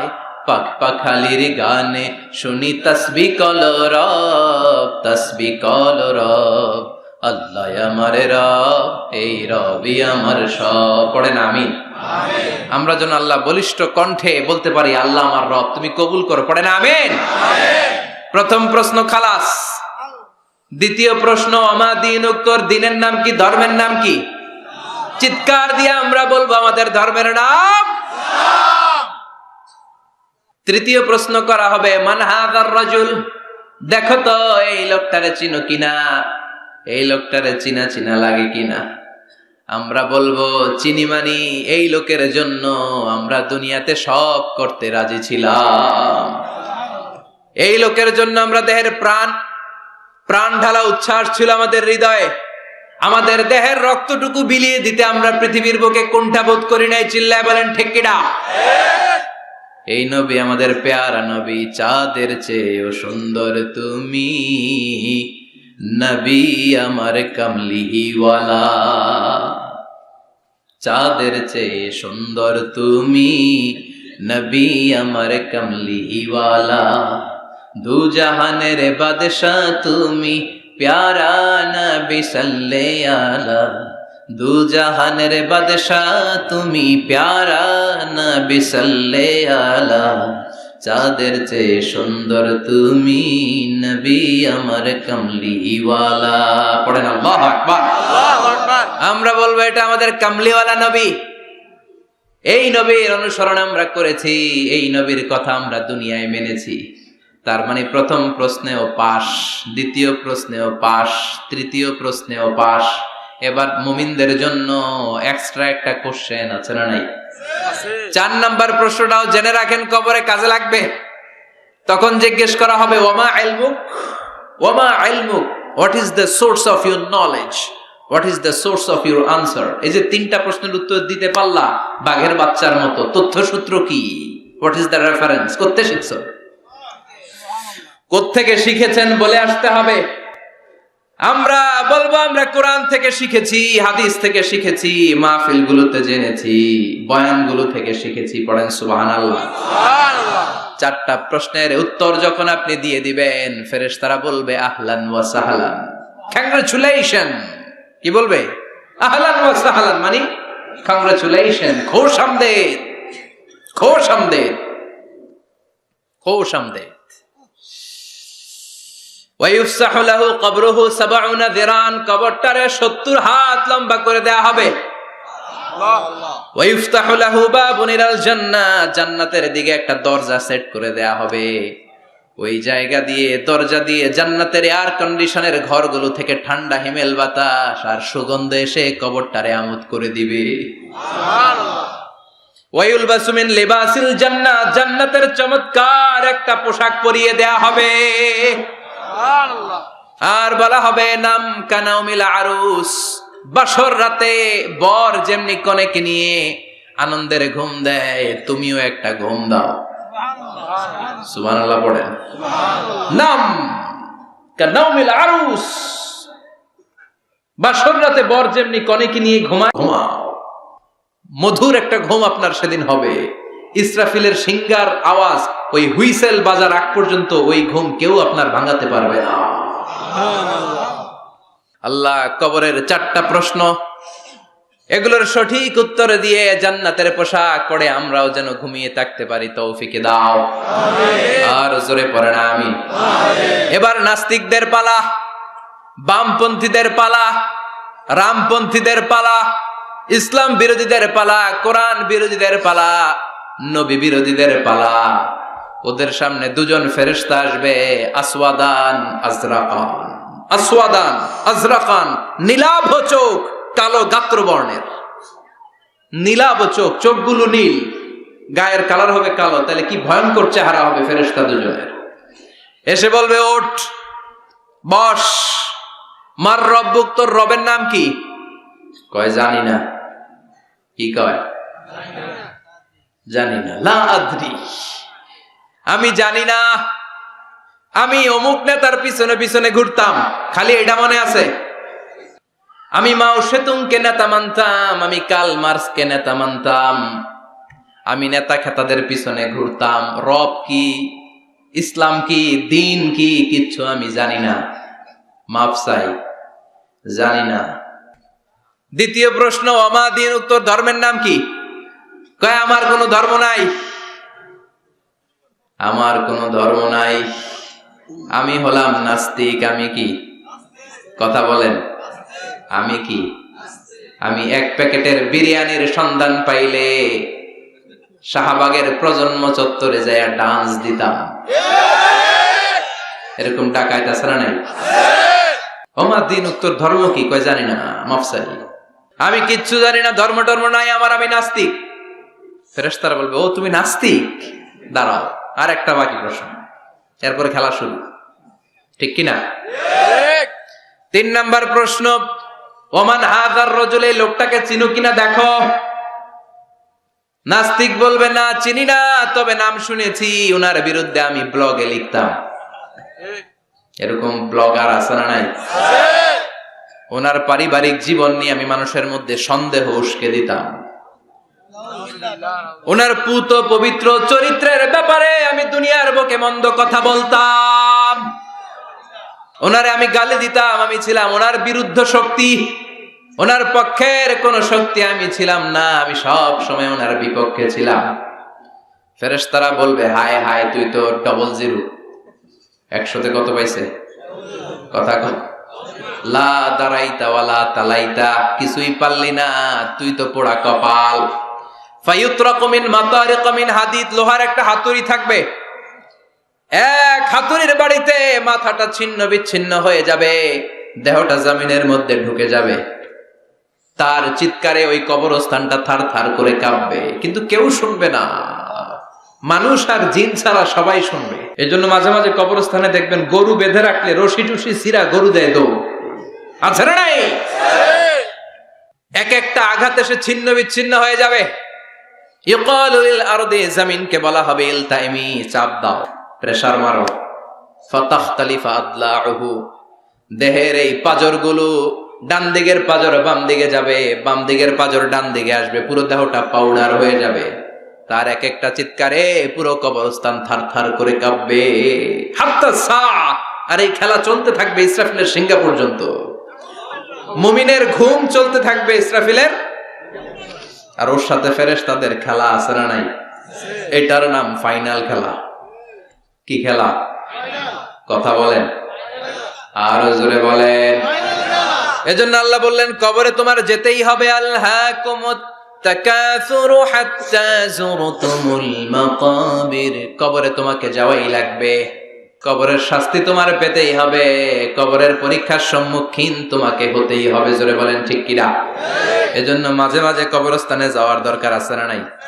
বিশ্বনবী বলেছেন নাহাইতুকুম আন জিয়ারাতিল কবর, আমি এক সময় কবর জিয়ারত করতে নিষেধ করতাম। আল আনা ফাজুরুহা, এখন বললাম কবর জিয়ারত করো, সমস্যা নাই, কিন্তু কবরে পড়ে থাকা ব্যক্তিটার কাছে কিছু চাওয়া যাবে নাকি? কথা বলেন। আল মাইয়িতু ফিল কবর কাল গরিকু ফিল বাহর, সাঁতার না জানা ব্যক্তি সাগরে পড়লে যত অসহায়, কবরে পড়ে থাকা ব্যক্তি তার চাইতেও বেশি অসহায়। সে আপনারে কি দিবে? আপনি দিয়ে আসবেন, যে আপনি সালাম দিয়ে আসবেন, দোয়া দিয়ে আসবেন, সে আপনার কিচ্ছু করতে পারে না। করতে পারে একজন, তিনি কে? এজন্য খবরদার, কবরস্থানে আগরবাতি দেয়া যাবে না, মোমবাতি দেয়া যাবে না, লাল শালু দেয়া যাবে না, মশারি দেয়া যাবে না। অনেকে কবরস্থানে মশারি টাঙ্গায় আছে না নাই? কেন? মশা কামড়ায় তো মশারি দেয় কেন? ঘটনাটা কি? দেখবেন যে বেয়াদবটা কবরস্থানে যে মশারি দেয়, মাজারে মশারি দেয়, ওর বাপেরে মশায় খায়, ওর মায়ের ডেঙ্গু রোগ, কামড়াইতে কামড়াইতে ওর মায়ের ডেঙ্গু জ্বর, ওর বাবারে কামড়ায়, মশায় খায়, মারে মশায় খায়, মা বাবারে মশারে না দিয়ে মাজারে দিয়ে আস, কপাল পোড়া। মাজারে মোমবাতি দিয়ে আসে, আছে না নাই? মোমবাতি কেন দেয়? ভিতরে আলো নাই নাকি? আহা, কপাল পোড়া। মোমবাতি দিবেন যেখানে ইলেকট্রিসিটি নাই, যেই ঘরে আলো নাই ওই ঘরে আলো দিলে আপনার বাবার কবরে আলো দিয়ে দিবে কে?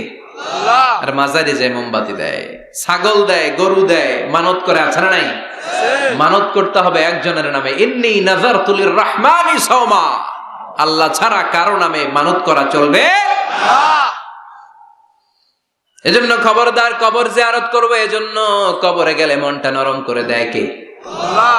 বাবার কবর মাঝে মাঝে জিয়ারত করবেন, কবর জিয়ারতে বাধা নাই, কিন্তু কবরে পড়ে থাকা ব্যক্তির কাছে চাওয়া যাবে না।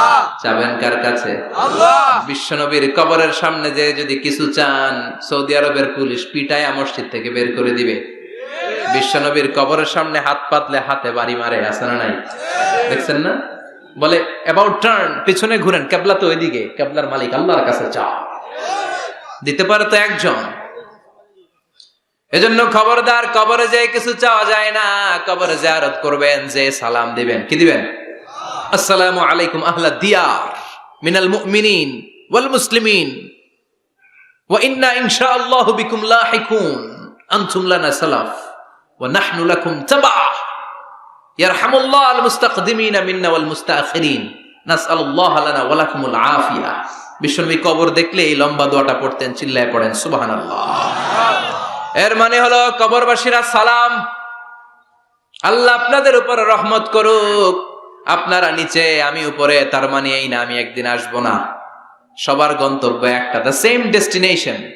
আপনারা হয়তো কিছুদিন আগে গিয়েছেন, কিছুদিন পরেই আমরা আসতেছি। কথা বলেন, এটা মাথার মধ্যে ঢুকিয়ে দেয় কে? এজন্য কবর জিয়ারতের দরকার আছে না নাই? এজন্য আল্লাহ বললেন আলহাকুমুত তাকাসুরু হাত্তা যুরতুমুল মাকাবির, দুনিয়ার ভোগের সামগ্রী তোমাদেরকে পাগল বানিয়ে দিয়েছে, কবরে না ঢোকা পর্যন্ত তোমাদের এই গাফলতি কোনোদিন শেষ হবে না। এরপরে আল্লাহ বললেন কাল্লা, নেভার, কখনো না। তোমরা যে ভাবতেছো টাকা পয়সা ক্ষমতা তোমারে বাঁচিয়ে রাখবে, পারবে নাকি? কাল্লা সাউফা তা'লামুন, অচিরেই জানতে পারবা আসল ঘটনা কি। সুম্মা কাল্লা সাউফা তা'লামুন, অচিরেই জানবা কবরের জগৎটা কত ভয়াবহ। এজন্য বিশ্বনবী বলতেন প্রত্যেক নামাজি সালাম ফেরানোর আগে আল্লাহর কাছে 4টা জিনিস থেকে পানা চাবা। কয়টা? 1 হলো কবরের আযাব, 2 হলো জাহান্নামের আযাব, 3 হলো দিন দুনিয়ার ফিতনা, 4 হলো দাজ্জালের ফিতনা। বিশ্বনবী সালাম ফেরানোর আগে পড়তেন আল্লাহুম্মা ইন্না নাউযু বিকা মিন আযাবিল কবর ওয়া নাউযু বিকা মিন আযাবি জাহান্নাম ওয়া নাউযু বিকা মিন ফিতনাতিল মাহইয়া ওয়াল মামাত ওয়া নাউযু বিকা মিন ফিতনাতিল মাসীহিদ দাজ্জাল। পড়েন আমিন। এই দোয়াগুলো পড়ার দরকার আছে না নাই? এরপর আল্লাহ বললেন কাল্লা লাউ তা'লামুনা ইলমাল ইয়াকিন, যেদিন তুমি মৃত্যু নিজ চোখে দেখবা ওই দিন তোমার যে এক্সপেরিয়েন্স হবে ওয়াজ শুনে সেটা কোনোদিন হবে না। ইয়াকিন তিন ধরনের, একটা ইলমুল ইয়াকিন, মরতে হবে, এটা যখন জানি ইলমুল ইয়াকিন। এবার একদিন সামনে একজনের দেখলাম মরে গেছে, এটা হচ্ছে আইনুল ইয়াকিন, দেখলাম। আর যেদিন নিজে মরবো এটার বলে হাক্কুল ইয়াকিন, ঠিক কি না? এজন্য আল্লাহ বললেন গোলাম লাতারাউন্নাল জাহিম, সেদিন কবর তোমরা দেখবা, সেদিন জাহান্নামের টকবগে আগুন তোমরা দেখবা। জাহান্নামের আগুন দুনিয়ার আগুনের মতো নাকি? কথা কন। জাহান্নামের আগুনকে আল্লাহ বলেছে নারুল্লাহ, এটা আল্লাহর আগুন। কার আগুন? গ্যাসের চুলা দিয়ে আমরা ঘরে যে তরকারি পাকাই যে আগুন দিয়ে, এই আগুন জাহান্নামের আগুন একরকম? 70 গুণ বেশি তেজওয়ালা। দুনিয়ার আগুন হাতে লাগলে হাত জ্বলে, পায়ে লাগলে পা জ্বলে। জাহান্নামের আগুন দেহের যেখানেই লাগুক না আগে কলিজাটা জ্বলে যাবে। আগে কোন জায়গাটা জ্বলবে? নারুল্লাহিল মুখদা আল্লাতী তাত্তালিউ আলাল আফইদা, আগে কলিজাটা ছারখার। সেদিন তোমরা সেই ভয়ঙ্কর দোজখ দেখবা। সুম্মা লাতারাউন্নাহা আইনাল ইয়াকিন, চাক্ষুষ দেখবা।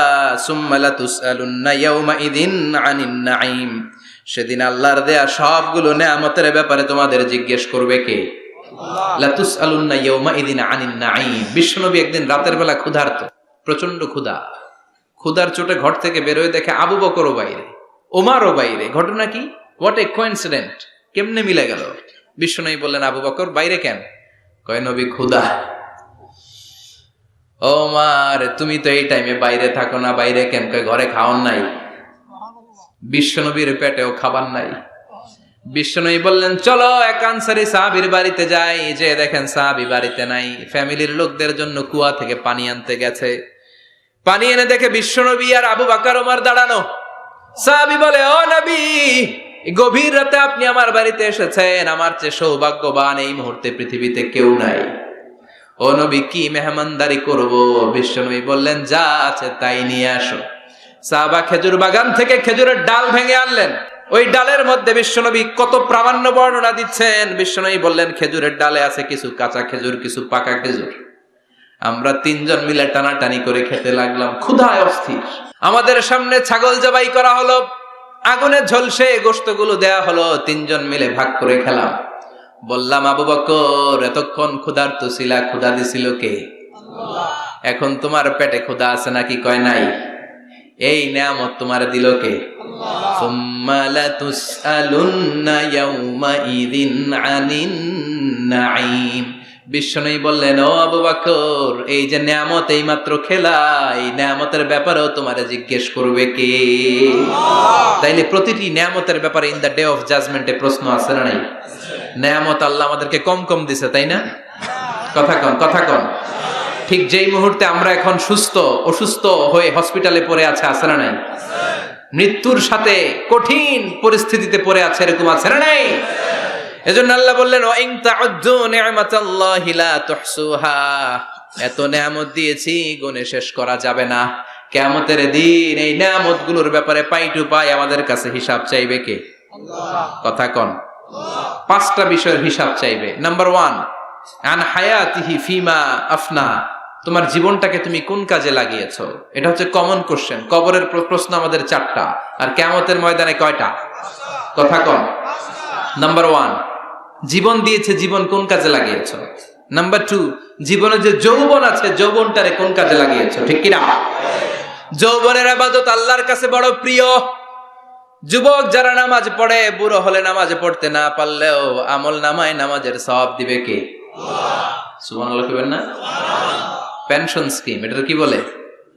After service appreciation. 30 বছর গভর্নমেন্ট জব করার পরে বয়স হচ্ছে 60, আর করতে পারেন না, তখন একটা বান্ডেল, এক বান্ডেল টাকা আপনারে দিয়ে দিবে। পেনশন স্কিম, জাতিকে সার্ভ দিয়েছেন, এখন পারেন না, তারপরেও টাকা আছে না নাই? এটাকে বলে আফটার সার্ভিস অ্যাপ্রিসিয়েশন। এত সার্ভিস যে দিয়েছেন, অ্যাপ্রিসিয়েশন।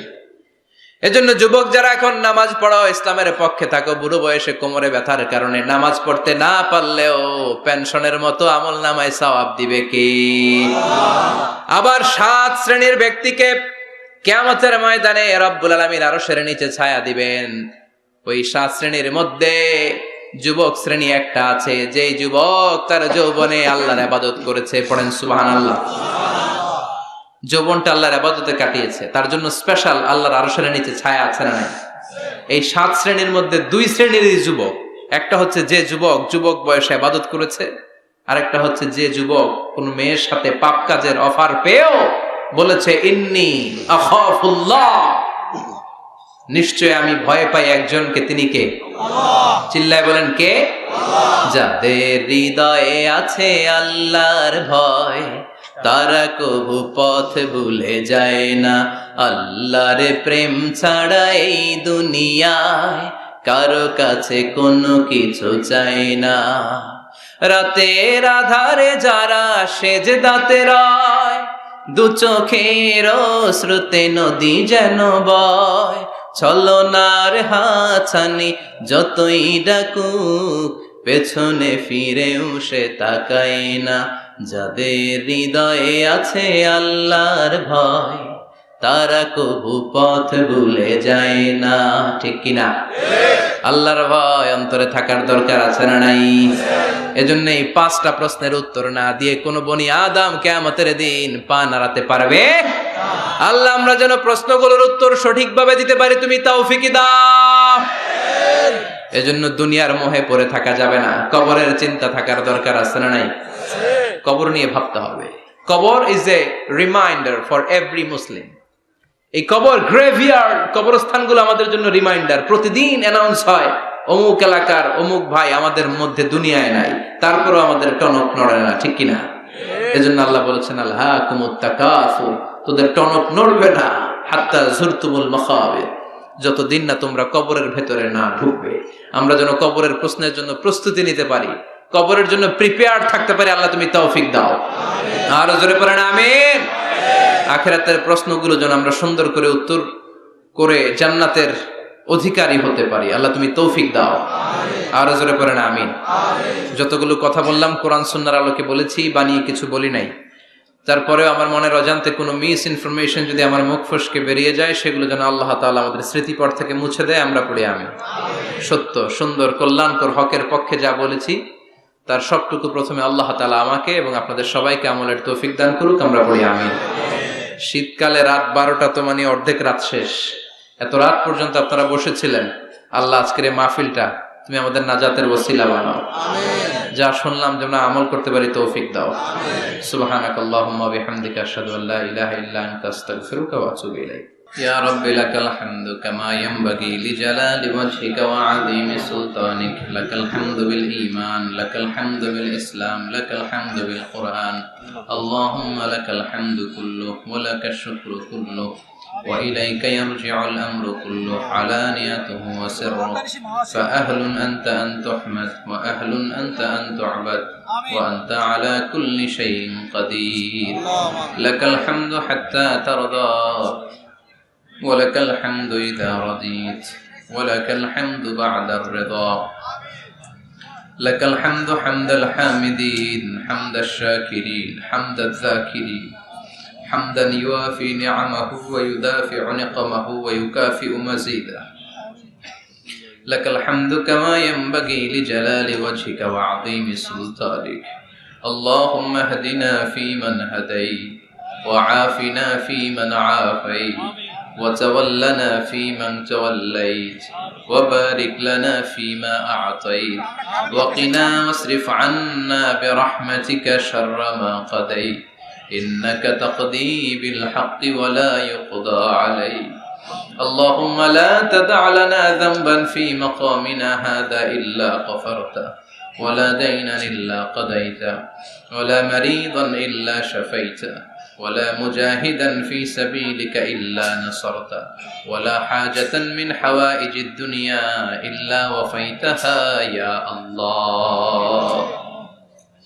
اللهم اجعل القرآن العظيم ربيع قلوبنا ونور صدورنا وجلاء أحزاننا وذهاب همومنا وغمومنا واجعله شفيعنا يوم الحساب وارزقنا تلاوته آناء الليل وأطراف النهار ربنا ظلمنا أنفسنا وإن لم تغفر لنا وترحمنا لنكونن من الخاسرين ربنا آتنا في الدنيا حسنة وفي الآخرة حسنة وقنا عذاب النار রব্বুল আলামিন আমাদের হাতগুলো তুমি কবুল আর মঞ্জুর করে দাও আমাদের জীবনের সব গুনাহ তুমি মাফ করে দাও আমাদের গুনার কোনো শেষ নাই সীমা নাই আমাদের গুনার কোনো শেষ নাই সীমানা নাই রব্বুল আলামিন আমরা গুনাহগার গুনাহ আমাদের বেশুমার আমাদের গুনাহ যত বড়ই হোক তোমার রহমান নামের দরিয়া তার চাইতেও বড় রব্বুল আলামিন আমাদের সব গুনাহগুলোকে maaf করে দিয়ে আমাদেরকে মাসুম বানিয়ে দাও আজকের মাহফিলটারে কবুল আর মঞ্জুর করে দাও যারা টাকা দিয়ে পয়সা দিয়ে বুদ্ধি আর পরামর্শ দিয়ে মাহফিলটারে সার্থক করলো আল্লাহ মাহফিলটারে নাজাতের ওসিলা বানাও আমার যুবক ভাইদেরকে তুমি কবুল করে নাও তারা যদি ইসলামকে মানে বাংলাদেশে ইসলাম প্রতিষ্ঠা আমাদের জন্য সহজ হয়ে যাবে আমার প্রত্যেকটা যুবক ভাইদেরকে সৈয়দনা হামজার মতো ওমরে ফারুকের মতো কবুল করে দাও পর্দার অন্তরালে মায়েরা বোনেরা দোয়া চেয়েছে আল্লাহ সাইয়্যিদাতুনা ফাতিমার মতো আয়েশার মতো খাদিজাতুল কুবরা তাহেরার মতো আমার বোনদেরকেও কবুল করে নাও আমাদের ফ্যামিলি গুলোরে জান্নাতি ফ্যামিলি হিসেবে কবুল করে নাও আমাদের ছেলে মেয়েগুলোরে মানুষের মতো মানুষ বানাও আল্লাহ 5 ওয়াক্ত সালাত যেন জামাতের সাথে আদায় করতে পারি তৌফিক দাও আল্লাহ দুনিয়ার মোহে পড়ে তোমার যেন ভুলে না যাই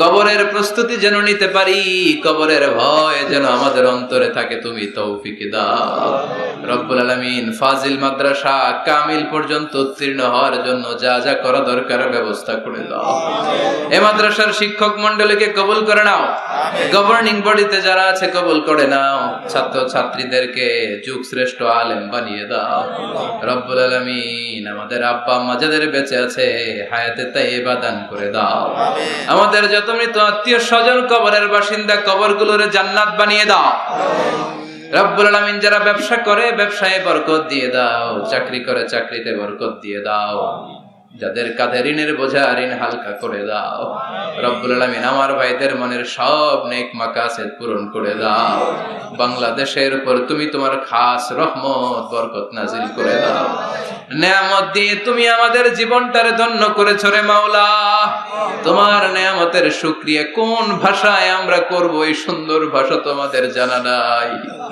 তোমার সবগুলো নেয়ামতের শুকরিয়া করলাম তুমি কবুল করে দাও রব্বুল আলামিন যতদিনে বাঁচব এই দুনিয়ার বুকে তোমার গোলামের মতো বাঁচার তৌফিক দাও সব সময় হকের পক্ষে ইসলামের পক্ষে কোরআনের পক্ষে থাকার তৌফিক দাও রব্বুল আলামিন কয়দিনের হায়াত নিয়ে দুনিয়ায় আমরা এসেছি জানি না যতদিন বাঁচবো হকের পক্ষে কথা বলার তৌফিক দাও আর এই ক্ষণস্থায়ী দুনিয়ার মায়াজাল ছিন্ন করে যেদিন ওই আখিরাতের দিকে পরপারে পাড়ি জমাবো ওই অন্তিম কালে বিদায়ের মুহূর্তে জীবন সায়ান্নে তোমার বিশ্বনবীর নূরানি চেহারাটা দেখে দেখে ওই মধুর কালিমাটুকু জপতে জপতে আমরা ঈমান নিয়ে যেন সবাই বিদায় নিতে পারি লা ইলাহা ইল্লাল্লাহু মুহাম্মাদুর রাসূলুল্লাহ। নিয়মিত ইউটিউব ভিডিও দেখতে সাবস্ক্রাইব করুন। নতুন নতুন ভিডিও পেতে ঘন্টা বাটনটি চাপুন।